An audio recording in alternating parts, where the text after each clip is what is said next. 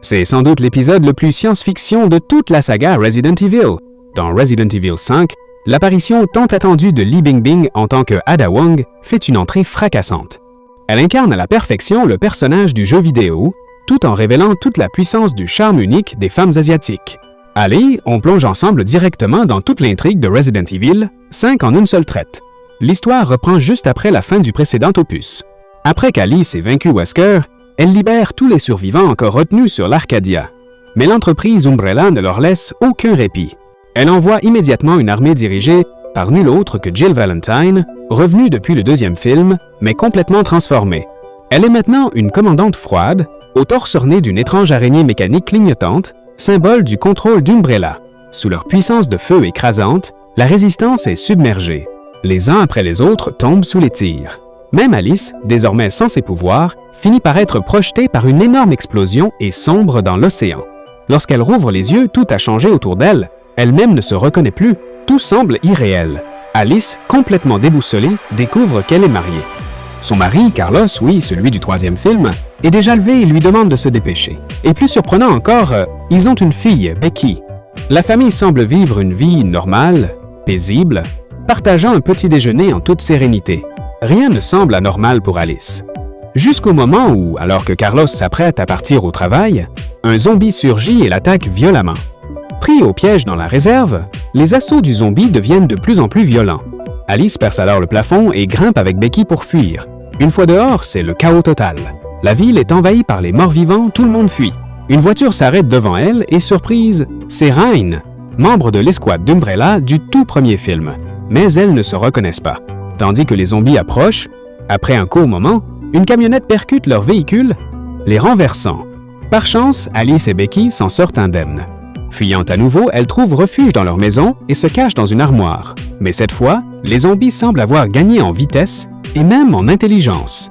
Ils fouillent la maison activement. Alice, sachant qu'elles seront tôt ou tard repérées, fait ses adieux à Becky et sort pour faire diversion.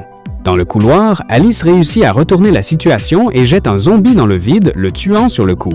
Mais en se retournant, horreur! Carlos s'est aussi transformé en zombie. Alice se réveille de nouveau dans une cellule du complexe d'Umbrella. Tout ce qu'elle vient de vivre n'était qu'une simulation. Encore une expérience orchestrée par Umbrella. Depuis l'incident d'Arcadia, Alice a été capturée par l'équipe de Jill et emprisonnée. Maintenant, elle se retrouve enfermée avec pour seul vêtement 2 feuilles de papier blanc. Soudain, une lucarne s'ouvre et Jill apparaît. Elle interroge Alice, l'accusant d'avoir trahi Umbrella. Mais Alice ne répond pas. Elle demande à la place où sont passés Claire et les autres.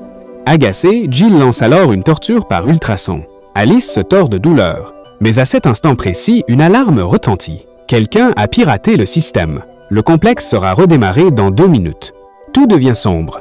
Des compartiments s'ouvrent, révélant des équipements, et les portes s'activent. Alice, désormais équipée, sort en vitesse. Le système redémarre, Jill revient. Le réseau détecte la fuite d'Alice et déclenche le système de défense laser. Alice s'enfuit à toute vitesse. Elle sort, et là, stupéfaction. Le décor est une réplique parfaite de Tokyo. Mais Tokyo n'a-t-elle pas été détruite par Wesker? Pourquoi tout semble intact? Pas le temps de réfléchir. Alice brise la vitre d'une voiture de police, récupère une arme. Il commence à pleuvoir. Les rues paisibles se remplissent soudain de tension. C'est alors que Mika Nakashima, la toute première infectée de Tokyo, réapparaît. Après un simple regard d'un passant, elle bondit et l'attaque, déclenchant une nouvelle propagation fulgurante du virus à travers le Japon. Des zombies déferlent dans les rues. Alice se réfugie dans un immeuble commercial dont les portes s'ouvrent lentement. Mika est la première à l'attaquer. Armée d'une chaîne et de son pistolet, Alice abat les zombies un par un. Mais une nouvelle vague surgit. Elle court dans le couloir, franchit de justesse une porte automatique, échappant de peu aux zombies. Elle vient de passer au niveau suivant. Les lumières du hall s'allument. Les consoles de commande s'activent. Tous les employés à l'intérieur sont morts. Un présentoir d'armes monte du sol. Alice s'en réjouit, ses yeux brillent. Elle s'équipe rapidement. Mais à cet instant, Ada Wong apparaît. « My name is Ada Wong ». Vêtue de rouge, elle est l'un des meilleurs agents de Wesker. Wesker apparaît alors à l'écran. Il n'est pas mort. Il explique à Alice que tout ce qui s'est passé jusqu'ici faisait partie de son plan pour l'aider. Il l'a envoyé pour détruire le système de sécurité d'Umbrella, ce qui a permis son évasion. Wesker est désormais complètement en guerre contre Umbrella contrôlé par l'intelligence artificielle Red Queen, qui menace d'anéantir l'humanité entière avec le virus T. Le complexe dans lequel il se trouve est situé en Russie. Umbrella y a construit d'immenses zones de simulation et des clones humains. Ce que vient de vivre Alice à Tokyo n'était qu'une simulation. Tous les clones possèdent des souvenirs implantés pour recréer des scénarios réalistes d'épidémie, dans le but de vendre des armes biologiques au gouvernement du monde.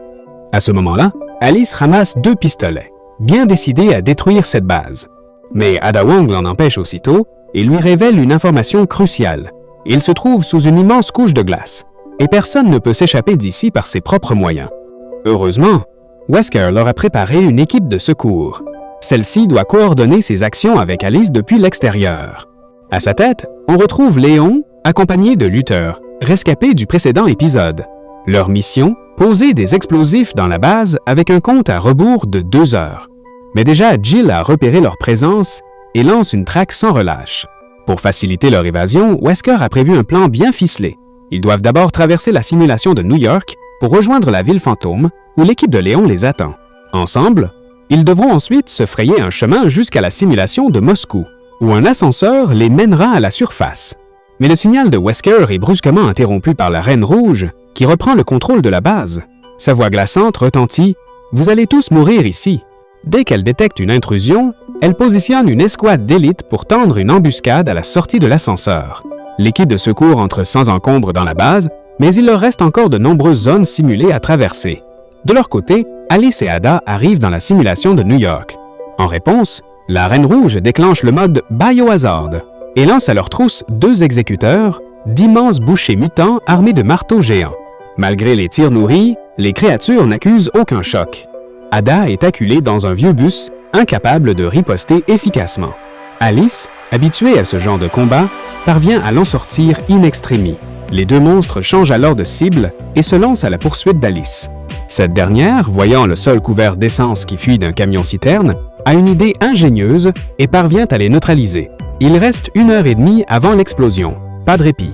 Ils doivent rejoindre le point de rendez-vous au plus vite. Pendant ce temps, dans la simulation de Moscou, l'équipe de Léon est attaquée par des zombies Magini.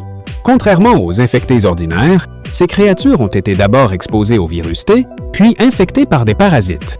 Résultat, elles conservent leur intelligence humaine, leur vitesse, leur capacité à communiquer et à manier des armes de manière coordonnée. Leurs assauts incessants surpassent la puissance de feu du commando. Et pire encore, même abattus, les Magini se relèvent sans cesse. La situation est désespérée jusqu'à ce qu'un des membres découvre une sortie et parvienne à fuir. De leur côté, Alice et Ada atteignent l'ancienne maison simulée d'Alice. Becky, la petite fille clonée, toujours cachée dans l'armoire, croit reconnaître sa mère. Submergée par l'émotion, Alice décide de l'emmener avec elle. Mais à peine la porte franchie, il tombe sur un groupe d'ennemis familiers. Rain, le capitaine du premier film, et même Carlos, tous ressuscités sous forme de clones contrôlés par Umbrella. Sans souvenir, ils sont devenus des armes. Alice tente d'abandonner la lutte et lève les mains. Mais au moment crucial, Ada sort son arme et ouvre le feu, forçant tout le monde à battre en retraite à l'intérieur de la maison. Après avoir mis Becky à l'abri, Alice dégaine ses 2 pistolets et riposte de toutes ses forces. Mais la puissance de feu ennemi est trop grande. Ada ordonne à Alice de fuir avec Becky et lui confie des lunettes à vision tactique et une arme à reconnaissance biométrique, lui demandant d'aller rejoindre le commando. Peu après, Rain lance une grenade. Explosion. Alice et Becky s'en sortent, mais croisent en chemin un clown de Rain, cette fois amical, celui-là même qui les avait aidés dans la simulation du village. Becky le reconnaît et le décrit à Alice, qui, convaincue, lui remet une arme et lui confie la fillette. Alice part rejoindre l'équipe de Léon. Pendant ce temps, le commando, croyant avoir semé les Magini, tombe nez à nez avec un monstre colossal. Mais à l'instant critique, une Rolls-Royce Phantom surgit avec un dérapage spectaculaire qui percute la créature de plein fouet. Une fois monté à bord, Léon demande aussitôt des nouvelles d'Ada, mais Alice ignore si elle a survécu. À peine a-t-elle répondu que des Magini à moto surgissent de nouveau. Le temps est compté. Pour les semer, Alice dévie brusquement la voiture vers une rame de métro abandonnée. La créature continue la poursuite et se fait finalement piéger sous une structure métallique en effondrement. Une fois tous les zombies derrière eux, le groupe se regroupe avec Becky. Grâce aux lunettes données par Ada, il repère une issue via les tunnels du métro. Mais le colosse survit à l'éboulement et les suit. Arrivé à l'ascenseur, il ne reste qu'une minute avant la détonation. Alors qu'ils pensent être enfin sauvés, l'ascenseur s'arrête brusquement. Et c'est là qu'apparaît à nouveau le monstre géant. Il projette violemment un soldat au sol, puis en tue un autre à l'aide d'un énorme rocher. Rain tente une contre-attaque pour sauver Becky, mais la créature la saisit et lui brise la nuque d'un seul coup. Face à cette horreur, Alice prend une décision irrévocable. Malgré les objections de Léon, elle retourne dans l'enfer pour sauver Becky. À ce moment-là, Jill arrive avec son escouade spéciale pour affronter l'équipe de choc. Tous concentrent leurs tirs pour couvrir Alice, afin qu'elle puisse rattraper le Liqueur, le mutant rampant. Il ne reste plus que 5 minutes avant l'explosion, et Barry décide de se sacrifier pour permettre aux autres de s'échapper. Alice atteint alors le tunnel de sortie. Au bout du couloir, elle aperçoit la créature avec Becky, qui est prisonnière, et le monstre est juste à côté d'elle. Alice sort le grappin donné par Ada, l'accroche au plafond et s'élève rapidement, attaquant la créature de manière spectaculaire. Elle parvient finalement à libérer Becky. Mais au moment de partir, elle aperçoit une autre personne à côté, inerte. Lorsqu'elle la tire vers elle, elle réalise que la personne est déjà morte. Elle récupère alors 4 grenades sur le cadavre avant de partir. Pendant ce temps, Barry continue de se battre vaillamment contre Jill et ses hommes.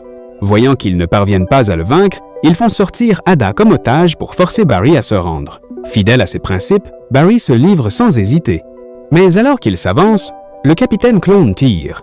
Barry semble s'effondrer, mais dans un ultime effort, il abat un ennemi avant de mourir. De son côté, Alice et Becky tombent par hasard dans le laboratoire de production des clones, où sont encore créés plusieurs modèles, dont un clone d'Alice. À ce moment, le Liqueur revient. Heureusement, Alice a encore ses grenades. Elle les active et s'élève dans les airs juste au moment où la créature l'atteint. Au même moment, le compte à rebours des bombes atteint 0, provoquant une énorme explosion. La base est inondée. Voyant cela, Jill donne l'ordre de battre en retraite. Grâce au sacrifice de Barry, Léon et Luther réussissent à sortir du complexe. Ils rejoignent Alice à la sortie, pensant que tout est enfin terminé, mais soudain, un immense sous-marin surgit de sous la glace, renversant leur véhicule.